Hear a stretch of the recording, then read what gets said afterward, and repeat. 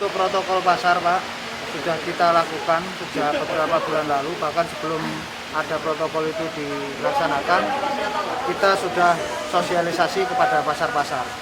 Yang pertama kita lakukan adalah sosialisasi untuk menggunakan APD, alat pelindung diri minimal. Paling tidak menggunakan masker dan sarung tangan plastik. Kemudian ada tambahan juga, ada dari Bu Wali, tinggal dari Bu Wali untuk memasang bilik desinfektan, terus kemudian kipas angin yang di dalamnya juga ada desinfektan, kemudian penyemprotan itu kita lakukan rutin di pasar.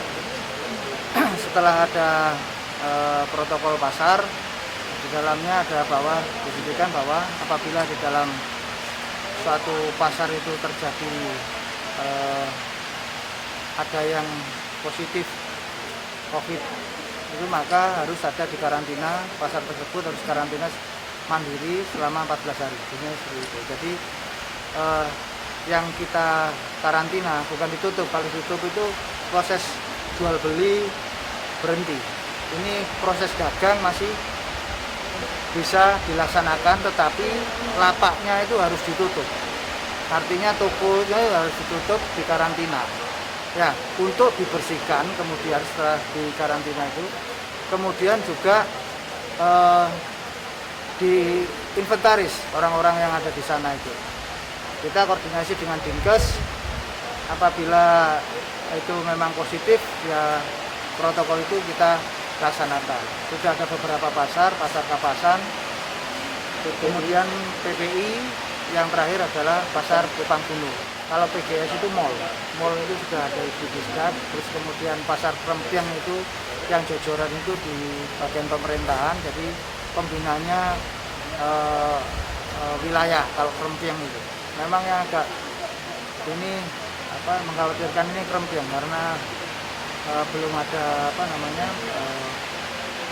pembinaan yang rutin. Kalau di PD Pasar ini sudah, tetapi kita pun juga turun untuk sosialisasi ke pasar-pasar Krempiang setiap hari, paling tidak 9-10 pasar untuk menjelaskan tentang protokol ini. Yang pertama, yang kedua juga kita memberikan masker serta sanitizer kepada mereka. Memang setelah koordinasi dari Dinkes itu kebanyakan tertular karena pertukaran uang. Jadi uang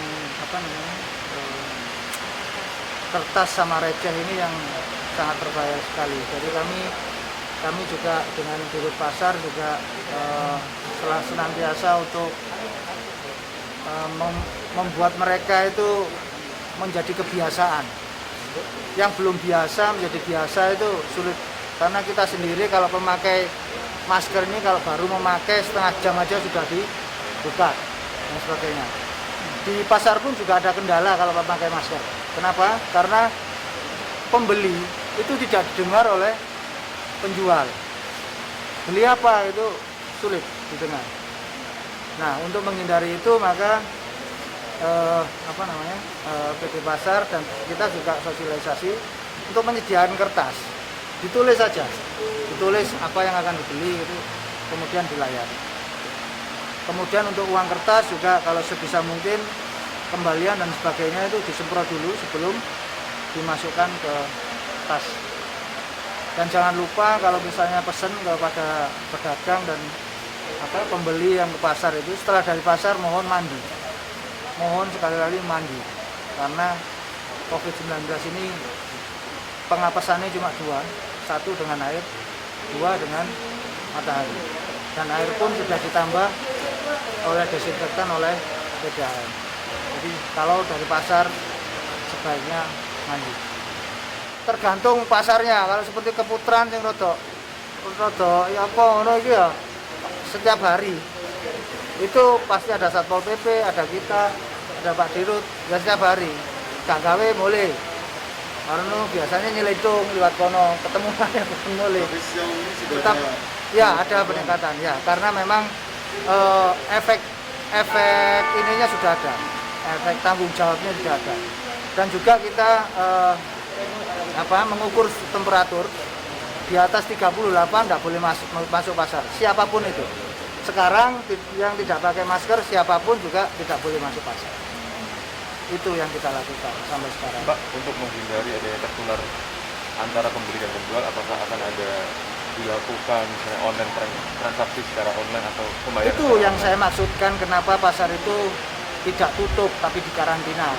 Ya, kalau misalnya sampai terjadi hal seperti itu, maka karantina itu akan berlaku. Artinya di situ harus tidak ada kegiatan, semuanya tutup. Tetapi proses dagang tetap jalan.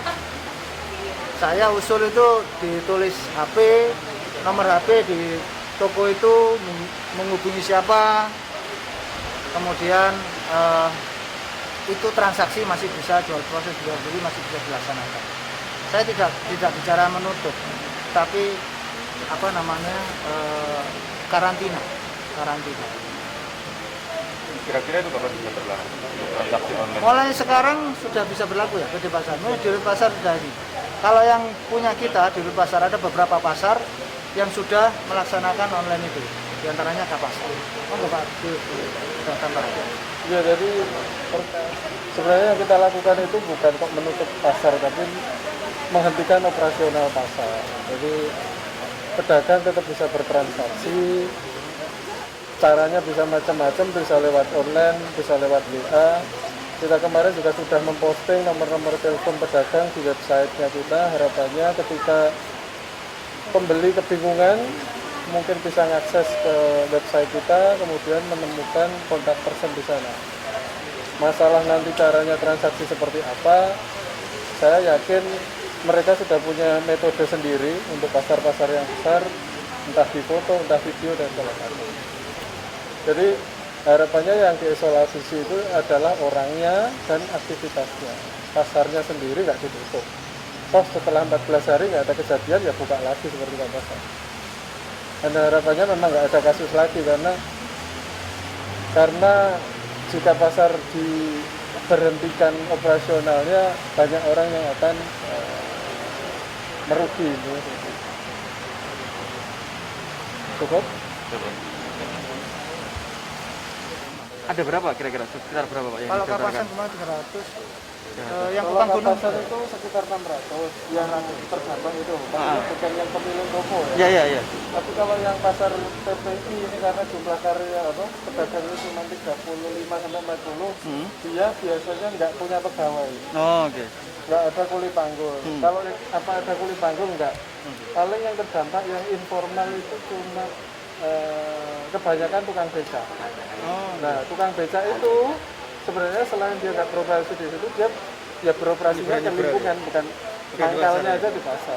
Ini pas yang di kawasan itu memang terdata gitu? Ya, terdata. Tapi kita tetap berusaha mendata apakah ini nanti layak, karena ketika barangkali kuli panggul, selama ini kita juga sudah tahu bahwa di sana itu sebenarnya nggak ada toko, tapi kan kita harus cross check bener nggak ini jadi kuli panggul.